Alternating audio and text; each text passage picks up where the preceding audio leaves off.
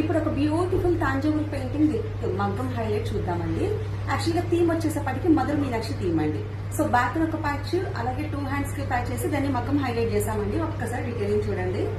Wow అనిపించే painting అండి కదా.